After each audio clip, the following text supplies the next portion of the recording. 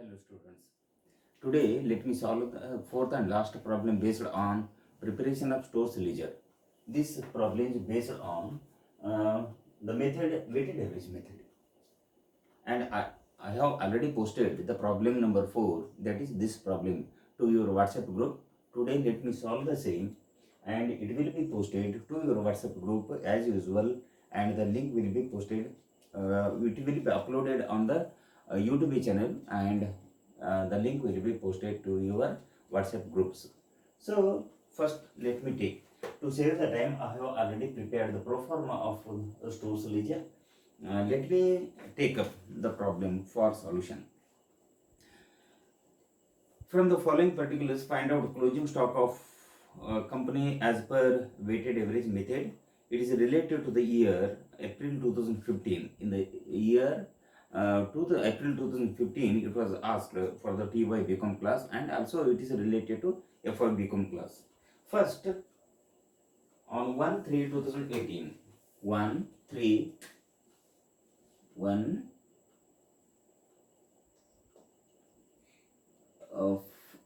for April 1st April 2018, GR number is nil. Balance, directly we may take the same in balance column.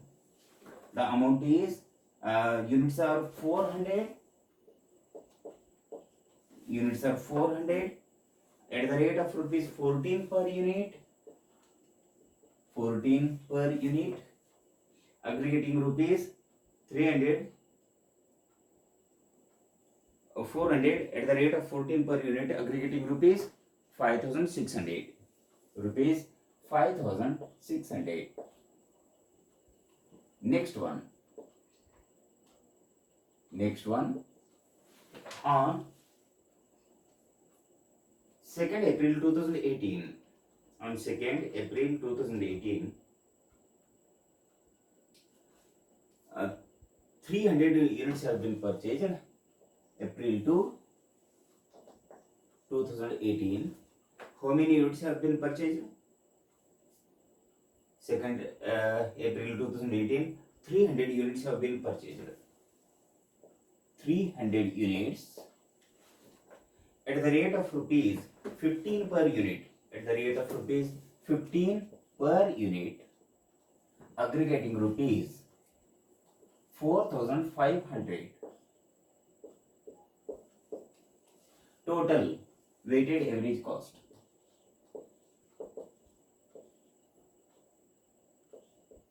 Weighted average price. Weighted average price equal to the formula is total cost of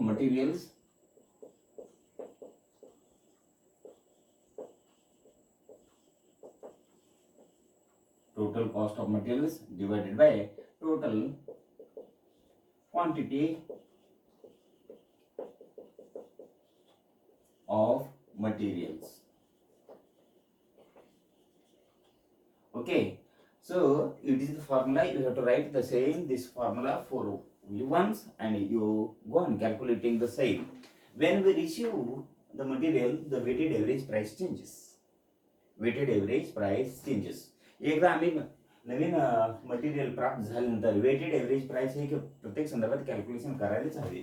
for example आहे ना, किती 2/4/2018 किती बघा, 2/4/2018 किती आहे बघा इथे, equal to total किती झालं 4500 plus 5600 equal to total equal to किती झालं 10,100.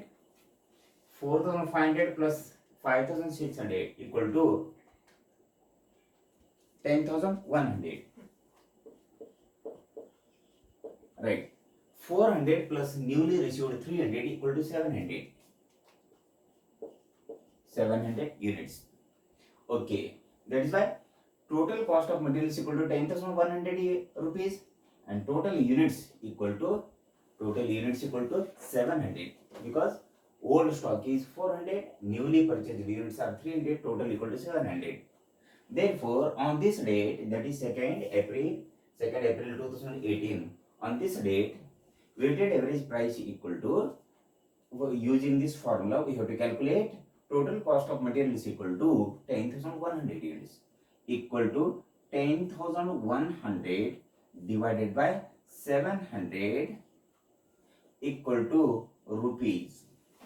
इक्वल टू रुपीज किती आहे बघा equal to rupees equal to 10,100 divided by 700 equal to 14.4 here 14.42 14.42 this is weighted average price 14.42 here पैसे निघेल. नेक्स्ट ऑन सेकंड झाल्यानंतर fourth April 2018 4th April 2018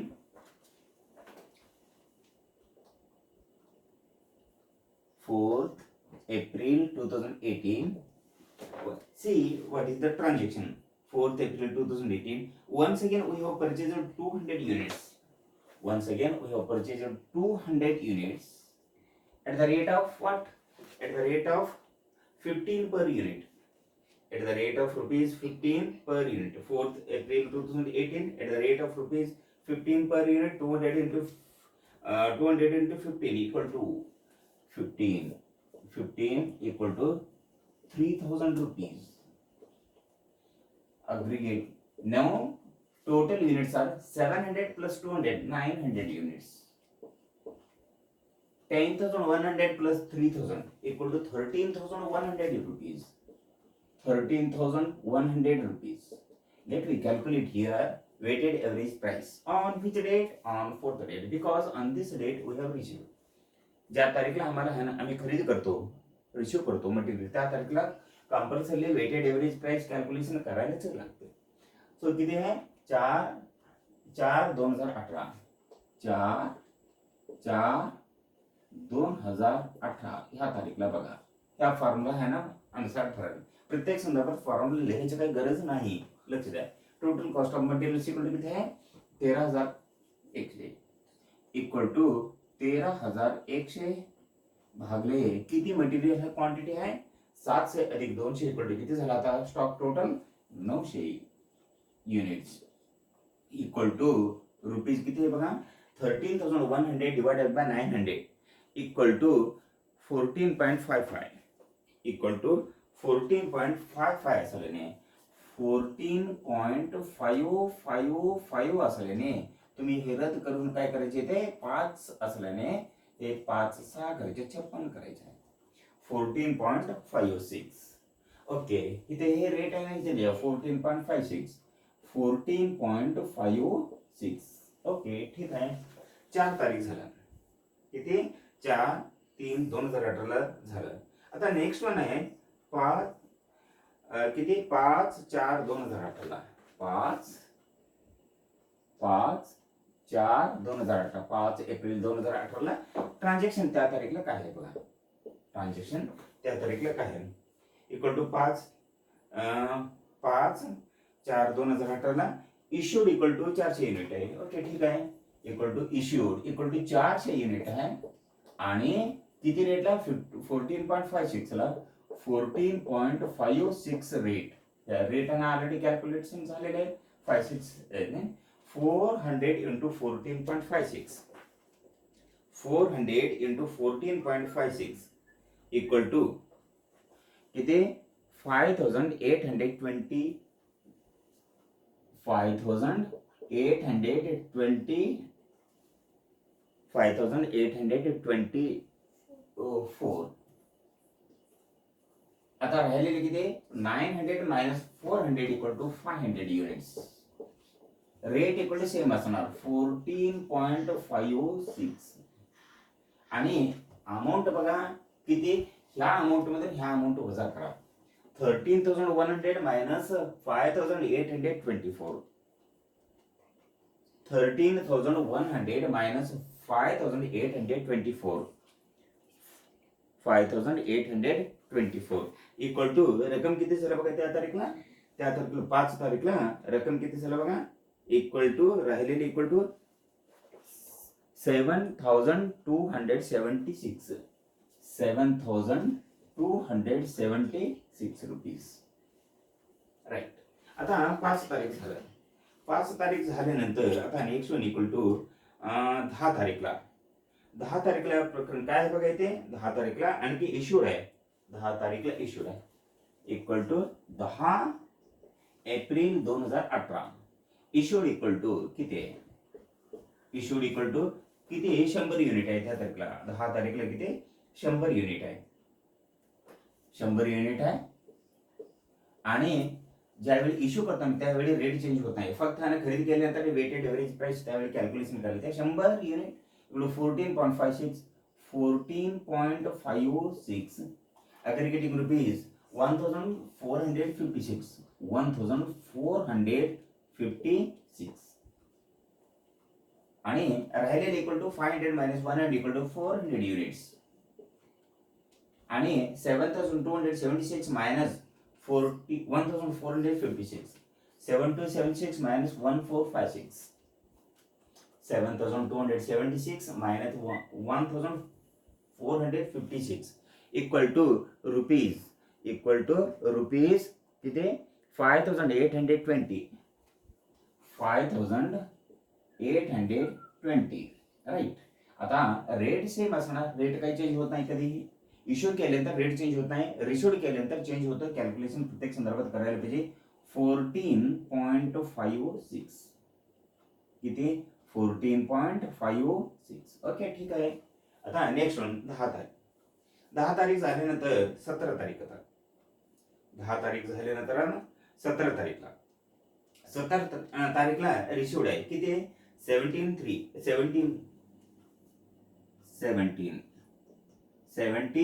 April 2018 किती रिशोड आहे किती आहे बघा रिशोड इक्वल टू 17 तारीखला 300 युनिट्स आहे 300 युनिट्स आहे at the rate of rupees 16 per unit yes 16 per unit 16.00 per unit aggregating rupees 4800 aggregating rupees 4800 त्यानंतर त्यांना सगळीकडे डॅश आहे त्या तारीखला इश्यूड वगैरे नाही आणि रिशोड असल्याने तुम्ही वेटेड एव्हरेज प्राइस कॅल्क्युलेशन करायचे आहे कोणत्या तारीखला बघा कोणते 17/4/2018 त्या तारीखला कॅल्क्युलेशन करायचं आहे इक्वल टू ऑलरेडी फॉर्म्युला आहे त्यानुसार भरा किती झालं बघा हे 5820 आणि हे रक्कम टोटल रक्कम जी आहे ते किती 5820 minus 4800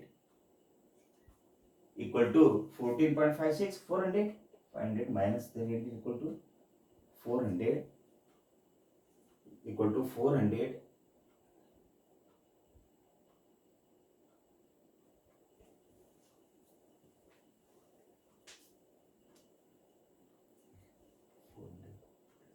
700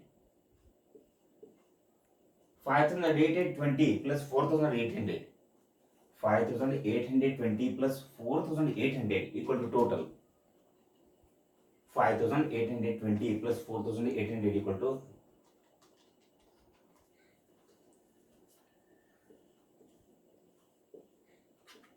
10,620. Now let me calculate the weighted average price. Total amount is 10,620. Total quantity is 700. 10,620 amount है divided by quantity equal to 700 करा किती होईल बघा equal to 10,620 divided by 700 equal to weighted average price किती येत आहे weighted average price equal to 10,620 equal to 15.17 equal to 15.17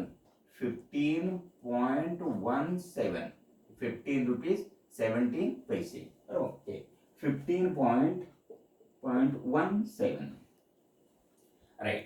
आता there after आता इथे वर्किंग नोट मध्ये आता ऍडिशनल इन्फॉर्मेशन मध्ये एक माहिती आहे 18/4/2018 40 युनिट हे ना फॉर्म damaged and had to be discarded म्हणून आहे.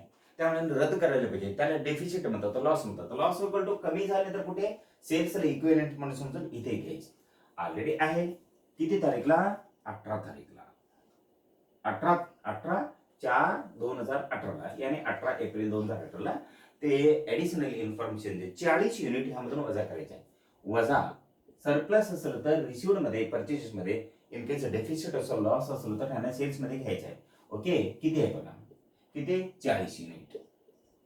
किती रेटला? 15.16 15.17 I mean 15.17.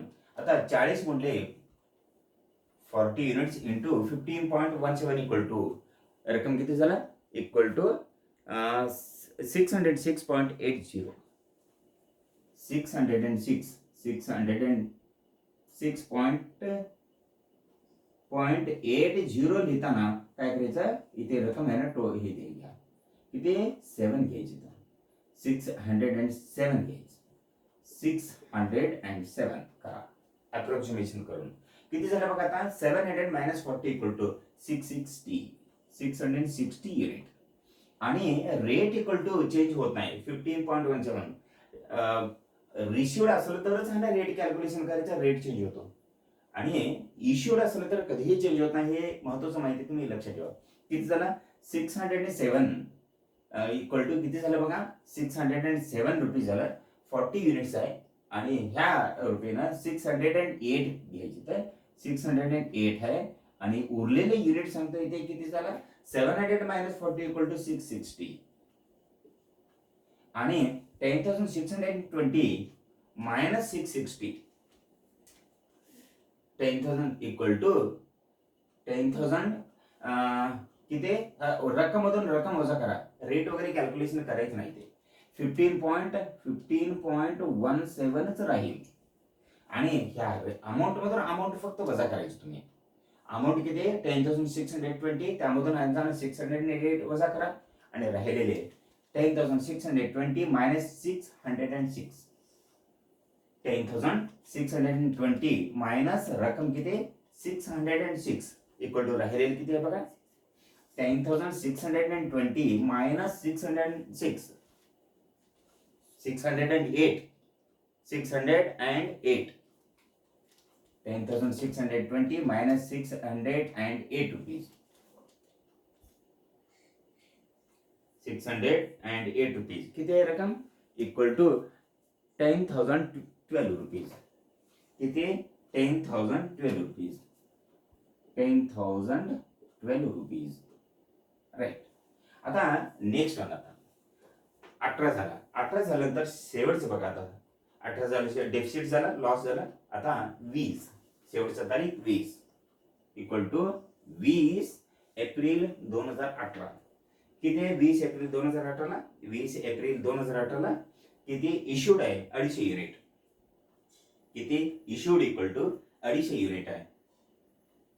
Issued equal to 250 unit. 250 units. Rate same राहणार. 15.17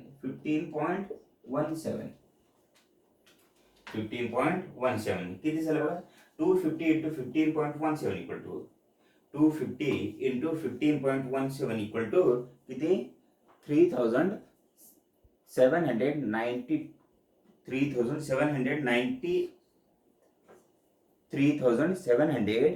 3,792 रुपीज. 3,792 रुपीज 50 पैसे. 3,793 रुपीज. राहिले आता 660 minus 250. 660 minus 250 equal to 410 units. Rate equal to change होत नाही. इश्यू केल्यानंतर किती? 15.17. आता रक्कम ह्यामधून ह्या वजा करा. एक 4-5 रुपये 2-3 रुपये फरक येणार तेवढा बघा. 10,012 rupees minus 3793. 10,012 minus 3793 equal to 6,219 rupees. 6,219 rupees. 6,219 rupees. This is the problem.